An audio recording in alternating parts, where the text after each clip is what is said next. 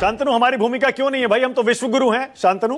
मैंने सबकी petrol prices track करी, यूरोप से लेकर अमेरिका तक, ऑस्ट्रेलिया तक 15 से 20% प्राइसेस बढ़ी हैं। छोटे देशों की प्राइसेस 30 से 40% बढ़ी हैं। अभी किसी ने टोल की बात करी, मैं पेट्रोल भरा के आ रहा हूं, अभी भी हम नोएडा में 95 रुपीज का पेट्रोल ले रहे हैं। भाजपा शासित जो और प्रदेश है, लखनऊ, नोएडा, अहमदाबाद, सब में 95 है। हाँ, हैदराबाद में 107 है, लेकिन फिर भी 107 ही है, 12 रुपए ज्यादा है। बैंगलोर में 102 है, कलकत्ता में 105 है, चेन्नई में 100 है। हम भी गैस की उतनी कीमत दे रहे हैं। तो ये कह देना, कुछ कह के निकल जाना कि हमारी कोई भूमिका नहीं है। देखिए, पहले हम नॉन अलाइन हुआ करते थे, आज हम I2U2 में भी हैं, ब्रिक्स में भी हैं, क्वाड में भी हैं, G20 में भी हैं। तो भारत की जो स्थिति है, वो स्ट्रेटेजिक साइलेंस का क्या क्या रोल होता है वो दिख रहा है।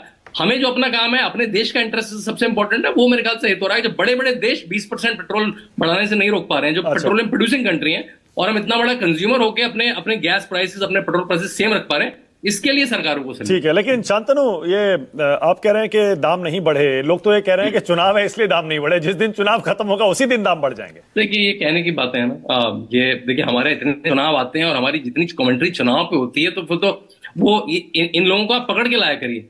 मीडिया में ये प्रॉब्लम होती है, आप लोग उसको चुनाव के दिन पकड़ते नहीं है ना।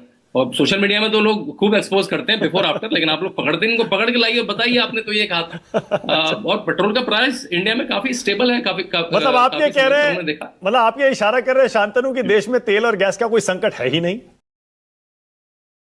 देखिए, ये कहना, ये कैसी मजाक की बात है? हमें पता है, इतनी बड़ी आपने रिपोर्टिंग दिखाई, कैसे नहीं संकट है ना? जो तेल हमारे पास 10-15 दिन में आता था, वो और रूट से 40 दिन में आ रहा है। एक बार वो साइकिल निकल जाएगी तो 40 में, लेकिन हमारे पास रिजर्व है भाई। 10 साल में पहली बार किसी सरकार ने रिजर्व पे काम किया। हम तो रिजर्व का कॉन्सेप्ट ही नहीं था हमारे। सतीश जी क्या कहना चाह रहे हैं? देखिए, अभी सब लोगों ने बात की कि उनके शेयर बाजार में तो डिफेंस शेयर बहुत ऊंचे जा रहे हैं। हाँ। थोड़ा हम लोग अपने वाला शेयर बाजार का जो देश में है उसका भी बात कर लें कि उसका क्या हो रहा है। तो पहली बात तो यही है, अरे जा रहा है, हमारा तो गोता खा रहा है, नंबर 1। नंबर 2, देखिए, ट्रंप एक ऐसा आदमी है कि वो ईसा खान पर अटैक जो आज 2000 पाउंड का किया है ना, 2000 पाउंड के बम से, उसका भी पैसा मुर्तजा खोमैनी से ले लेगा।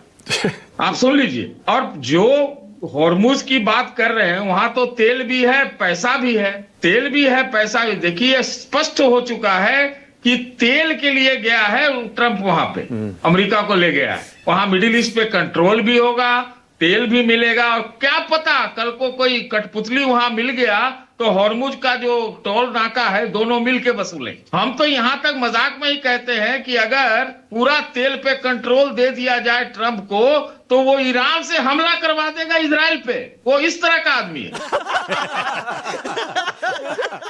आप सोचो, पाला बदल लेगा। स्थितियां बहुत प्रतिकूल है मानक। अब सीरियस नोट पे, आज जो रूस के विदेश मंत्री का मैं बहुत इज्जत करता हूं, और उन्होंने एक बयान दिया है कि अमेरिका, इजराइल इसको रोकना नहीं चाह रहे हैं। उन्होंने ये कहा है कि ये फैल रहा है, और ये फैल रहा है, और इनका कोई रोकने का इस तरह का इरादा नहीं है, और ये युद्ध बढ़ेगा, उनका ये कहना है कि बढ़ रहा है। तो हमको लगता है इन चीजों पे ज्यादा विचार करना चाहिए। और अगर ये लड़ाई बढ़ा, अब तो मैं भी मानता हूं कि थोड़ा ईरान की जो मिसाइल क्षमता है, ड्रोन क्षमता, उसमें मैं 24 घंटे से कम ही देख रहा हूं, लेकिन आप 10,000 बम मार चुके हैं, उसके बावजूद वो लड़ रहा है। तो मेरा तो ऐसा मानना है कि वो बम से लड़ने के लिए वो सिर्फ तैयारी ही नहीं की है, वो तो आदि मानवों का तस्वीर आप देखिए, जैसे वो लड़ते थे, उसकी तैयारी कर रखी। शांतनु जी को अभी घरेलू जो चुनावी युद्ध है ना, उनसे फुर्सत इनको मिलेगा तब ना बाकी जगहों का देखेंगे।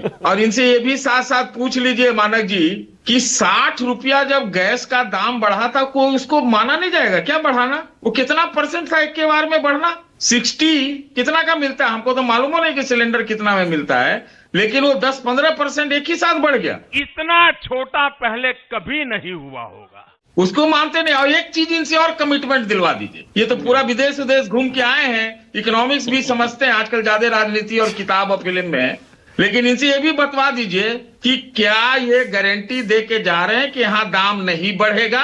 100 नहीं 1000% बढ़ेगा। चुनाव ये के हम बाद गारंटी दे रहे हैं। चुनाव के और बाद राष्ट्र हित में अगर बढ़े तो मुझे तो कोई आपत्ति नहीं। चुनाव के बाद बढ़ेगा। जब 60 रुपया शुरू में गैस का दाम बढ़ गया, अरे नहीं नहीं, अब इस पर आइए, सुनिए, बताइए सुनिए, तेल का बढ़ेगा या नहीं? जब 60 रुपया शुरू में बढ़ गया तो इसमें तो कोई, ये तो क्या, इसमें कौन सा रॉकेट साइंस है भाई? चुनाव खत्म होने दीजिए, चाहे आप लोग जो कौन सा एग्जिट पोल वोल करते हैं ना, शायद उसी समय आपको बढ़ जाएगा, बढ़ाना ही पड़ेगा, कोई अच्छा। उपाय नहीं। ये भगवान क्या जुल्म है। शीतल जी बोलिए। अरे हमारे पेट्रोलियम मंत्री कह चुके हैं कि हमारी कंपनियों को पर लीटर 30 से 40 रुपए का डिफरेंस आ रहा है। 10 रुपए भी उन्होंने एक्साइज में कम किया है।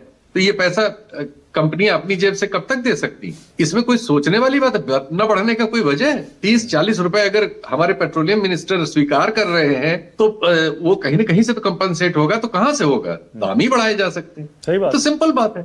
अच्छा शीतल जी, आप मंदी देख रहे हैं क्या आती हुई, अगर ये लड़ाई और चलती है 15 दिन, 20 दिन, महीना, 2 महीना? अरे मंडी तहस नहस हो गया है सब। कोविड में जितना हुआ था नुकसान, उतना नुकसान हो जाएगा अगर ये 3 हफ्ते और चली तो। पूरा साल जो कोविड पे अर्थव्यवस्था सारी दुनिया के पीछे चली गई थी, उतना पीछे जाएंगे। जा रहे हैं उसी तेजी से। अमेरिका समेत, अमेरिका को सिर्फ ये बेनिफिट है कि उसका हाइड्रोकार्बन छत को छू रहा है, जितना वो बेच सकते थे, और दाम बहुत अच्छे मिल रहे हैं इस समय। सबको ही फायदा हो रहा है। ईरान तक को फायदा हो रहा है जो लड़ाई में है, क्योंकि दाम दुगने मिल रहे हैं। तेल बेचने वालों को तो फायदा हो रहा है, लेकिन इसके बावजूद अमेरिकी अर्थव्यवस्था में 0.7% की ग्रोथ की एस्टिमेट है सारी उनकी एजेंसियों का। यानी ग्रोथ नहीं हो रही है उसके आगे।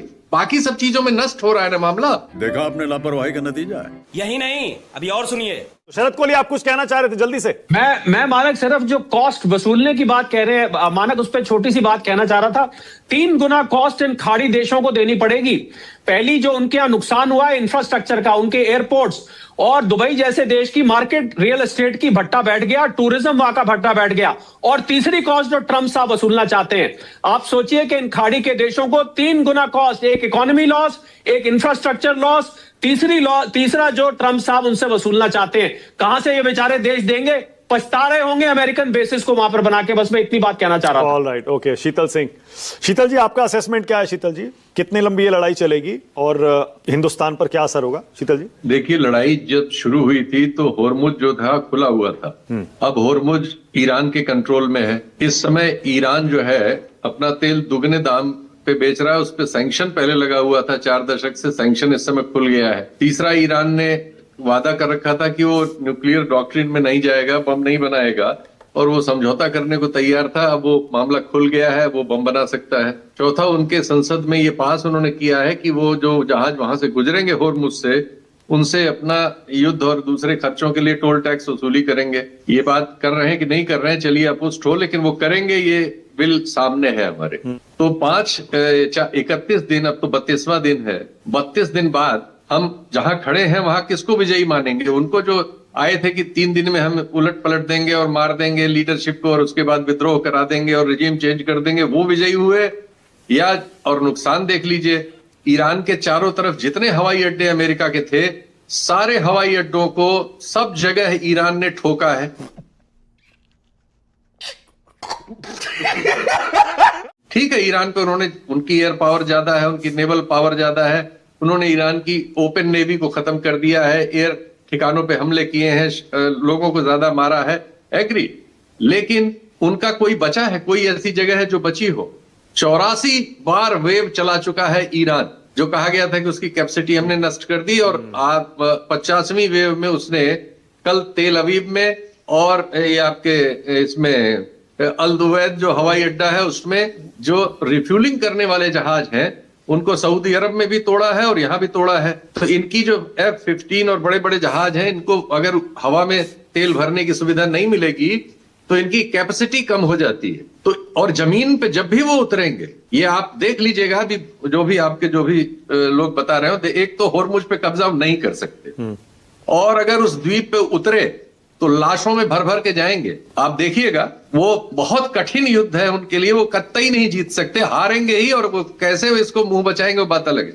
एक ही चीज वो कर सकते हैं जिसमें अभी वो आगे हैं, कि अगर वो न्यूक्लियर अटैक कर देते हैं, जो बीच बीच में कभी कभी वो कह देते हैं, वो एक चीज है जिसका अभी फिलहाल ईरान के पास जवाब नहीं है।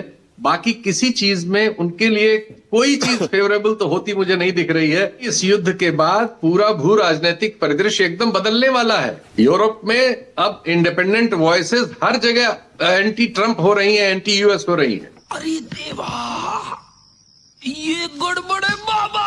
और यूरोप भी इनके हाथ से जाएगा। एशिया के बहुत बड़े बड़े देश नया उनको अरेंजमेंट करना पड़ेगा। और आप देखिएगा यहाँ का पूरा सीन, जिन देशों से वो वसूली की बात कर रहे हैं, ये सारे देश आपको अगले 6-8 महीनों में चीन के साथ तमाम तरह की रिश्तेदारी जोड़ते हुए नजर आएंगे। और चीन का जो उन्होंने प्लेटफॉर्म बना दिया है, फाइनेंशियल प्लेटफॉर्म, डॉलर को रिड्यूस करने वाला, आप उसकी बढ़त देखेंगे। इस युद्ध में बिना लड़े चीन को गेन हो रहा है। मैं तो ये देख देख के चकित हूं। और हमारे लिए यह है कि हमारी तो कोई भूमिका ही नहीं है इस युद्ध में। हम तो भूमिका विहीन हो गए, 150 करोड़ के देश, और लेकिन हमारी कोई भूमिका ही नहीं है। सारी भूमिकाएं जो है अजीब अजीब लोग सामने लेके चले गए हैं।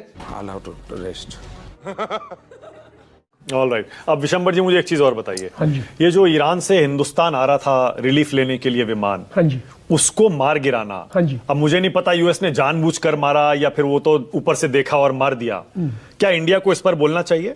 नहीं, ये देखिए, ईरान का जहाज है, ईरान के एयरबेस पे है, लड़ाई जारी है, और वो नहीं चाहता अमेरिका किसी किस्म की कोई एड वहां आए, और खासकर ईरानियन लेके आए।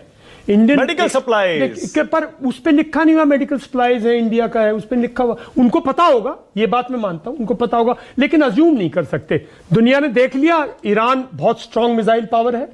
दुनिया ने देख लिया ईरान बहुत स्ट्रांग यूएवी पावर है। अगर पिछले 20 साल से जब से पावर है, उसने आज तक किसी कंट्री पे ये फायर नहीं किए डायरेक्टली, किसी कंट्री पे, कोई बता दे इनमें से, तो कैसे कह सकते हो कि ईरान के पास न्यूक्लियर पावर होती तो वो इजराइल को तबाह कर देता? एक लड़ाई का बेसिस लोग बता रहे हैं, इजराइल और अमेरिका को ब्लेम नहीं कर रहे, क्योंकि कहते हैं ईरान अगर न्यूक्लियर पावर होता तो दुनिया को, ईरान को, इजराइल को खत्म कर देता। कहता है ना डेथ टू अमेरिका, देखो, इजराइल को धरती पर रहने का हक नहीं है। ये स्टेटमेंट्स तो अगर आप देखें तो वो इजराइल में बहुत लोग कहते हैं जो उनको मानते ही नहीं ह्यूमंस। बड़ी इन चीजों पे इजराइल के पास तो न्यूक्लियर बॉम्ब है। हाँ है, लेकिन कभी नहीं चलाया। मैंने आपको बताया इनकी मिसाइल नहीं चली आज तक भाई। ये चला देते तो कहां थे इनके? ऐसे ये देश, दुनिया को इस पे तबाह करना कहीं जायज नहीं है। बात तो सही है।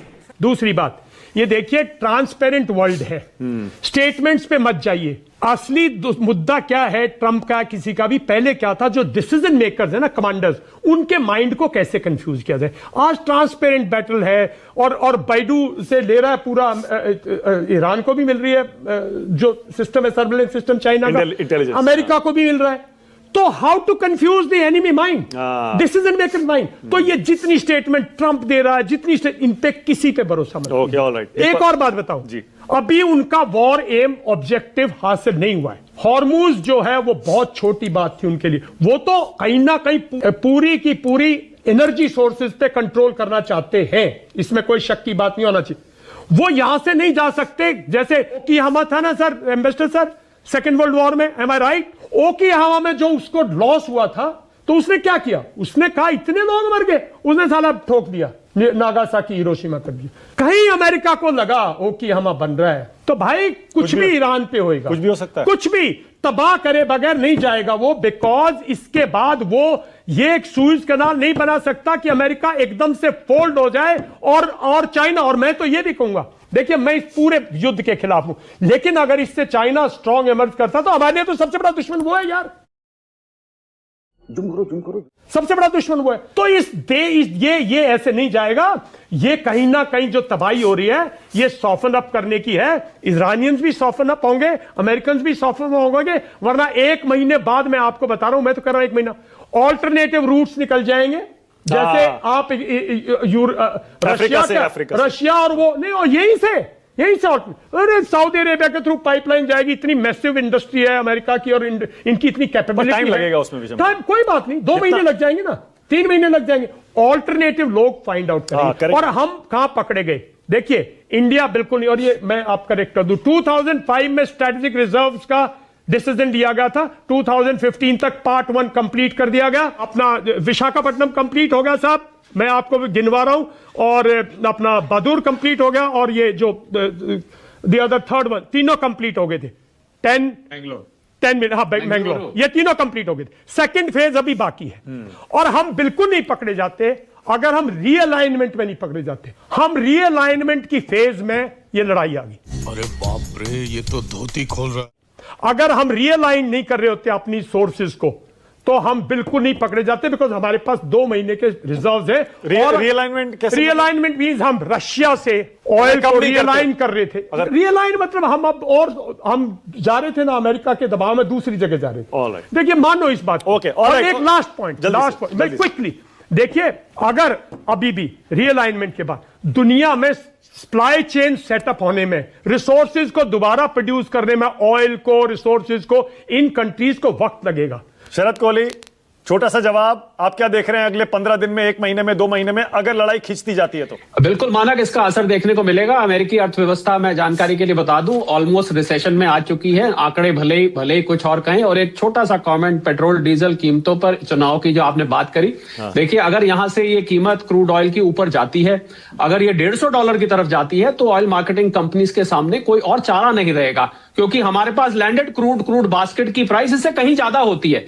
अमेरिका में $1.06 पर गैलन प्राइस बढ़ चुकी है, वो देश जो टेक्सास में अच्छा खासा पेट्रोल डीजल क्रूड पैदा करता है। तो हम अगर हो जाते हैं तो उसमें कोई एक्सेप्शन की बात नहीं है। दुनिया मंदी की तरफ जा रही है, जा रही नहीं है, दरवाजे पर घंटी बजा के मंदी खड़ी हुई है। मानक, अच्छा बात नहीं है।